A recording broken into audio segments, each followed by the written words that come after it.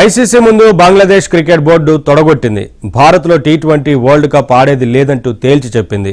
శ్రీలంకలో అయితే ఆడతాం కానీ భారత్కు మాత్రం రాబోమని తన నిర్ణయాన్ని ప్రకటించేసింది. దీంతో బంగ్లాదేశ్ లేకుండానే టీ20 వరల్డ్ కప్ జరగబోతోందా? ఐసీసీ గట్టిగానే చర్యలు తీసుకోబోతోందా? ఇప్పుడు ఇదే హాట్ టాపిక్.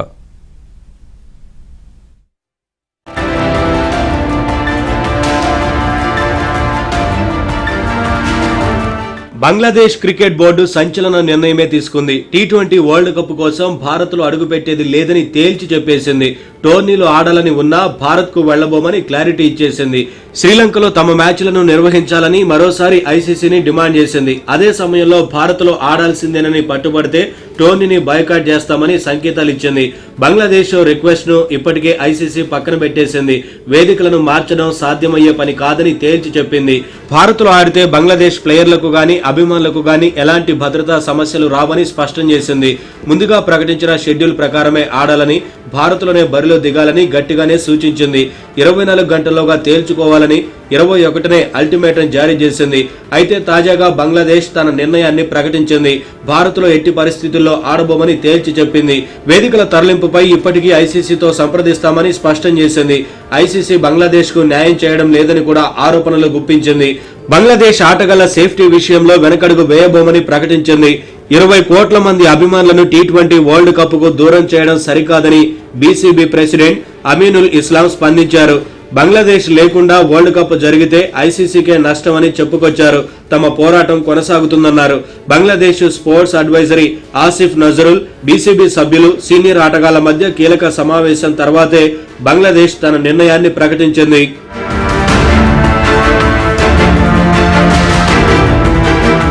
నిజానికి కొంతకాలంగా బంగ్లాదేశ్లోని హిందువులపై దాడులు పెరుగుతున్నాయి. దీంతో ఐపీఎల్లో బంగ్లాదేశ్ క్రికెటర్లను ఆడించకూడదని పెద్ద ఎత్తున నిరసనలు వచ్చాయి. ఐపీఎల్ మినీ వేలంలో ముస్తఫిజుర్ రెహమాన్ ను కోల్కతా నైట్ రైడర్స్ కొనుగోలు చేయడంపై దుమారం రేగింది. దీంతో ఐపీఎల్ నుంచి ముస్తఫిజుర్ రెహమాన్ ను విడుదల చేయాలని కేకేఆర్ ను బీసీసీఐ ఆదేశించింది. వెంటనే ముస్తఫిజుర్ ను కేకేఆర్ విడుదల చేసింది. అప్పటి నుంచే బంగ్లాదేశ్ క్రికెట్ బోర్డు రచ్చ చేస్తోంది. తమ క్రికెటర్లకు భారత్లో భద్రత ఉండదని గగ్గోలు పెడుతోంది.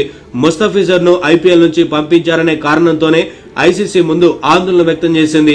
పాకిస్తాన్ మాదిరిగానే బంగ్లాదేశ్ మ్యాచ్లను కూడా శ్రీలంకలోనే ఆడించాలని కోరింది. అయితే టోర్నీకి ఎంతో సమయం లేనందున షెడ్యూల్ ను మార్చడం కుదరదని తేల్చి చెప్పింది. కాదు కూడదని బెట్టు చేస్తే మరో జట్టుకు అవకాశం ఇస్తామని వార్నింగ్ ఇచ్చింది. అయినా బంగ్లాదేశ్ మాత్రం తగ్గలేదు.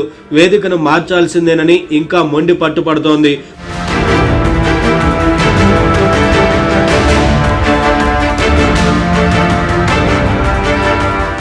భారత్లో మాత్రం ఆడబోమని తన నిర్ణయాన్ని చెప్పేసింది.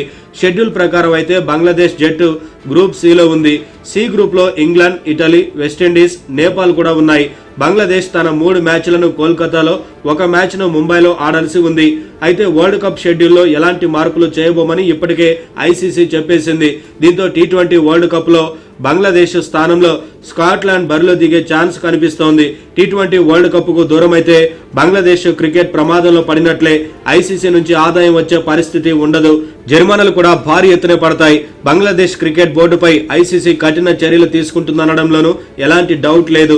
మొత్తంగా బంగ్లాదేశ్ క్రికెట్ బోర్డు వ్యవహారం ఇప్పుడు హాట్ టాపిక్ అవుతోంది.